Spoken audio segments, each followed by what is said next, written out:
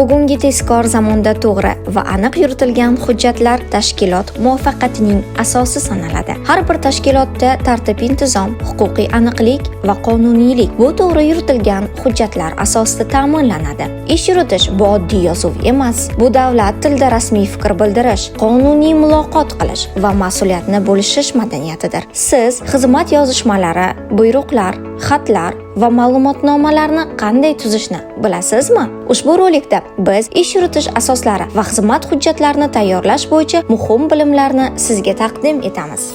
Ish yuritish bu tashkilotning hujjatlarini tuzish, rasmiylashtirish, qabul qilish, qayd qilish, saqlash va topshirish tizimidir. Bu jarayon har bir tashkilotning ichki tartibini belgilaydi va huquqiy hujjatlar aylanishini tartibga soladi. O'zbekiston Respublikasi Davlat tili haqidagi qonuniga ko'ra, rasmiy hujjatlar o'zbek tilida yuritilishi shart. Bu nafaqat til masalasi, balki fuqarolik burchidir. Xizmat hujjatlari turlicha bo'lishi mumkin. Eng ko'p uchraydiganlari quyidagilar: buyruq, rahbar tomonidan qabul qilinadigan hujjat; xizmat xati, tashkilotlar o'rtasidagi yozishmalar; ma'lumotnoma, ma'lumot beruvchi rasmiy hujjat; ariza, xodim murojaat shakli. Har bir hujjat o'ziga xos shakl va yozish qoidalariga ega. Muhimi, ular aniq, rasmiy va imlo talablariga javob berishi kerak.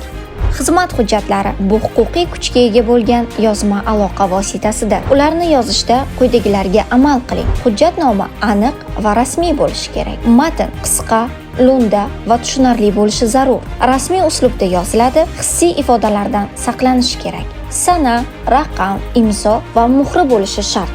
Masalan, xizmat xati quyidagicha yoziladi. Kimga? Tashkilot rahbariga. Kimdan? Xodimdan.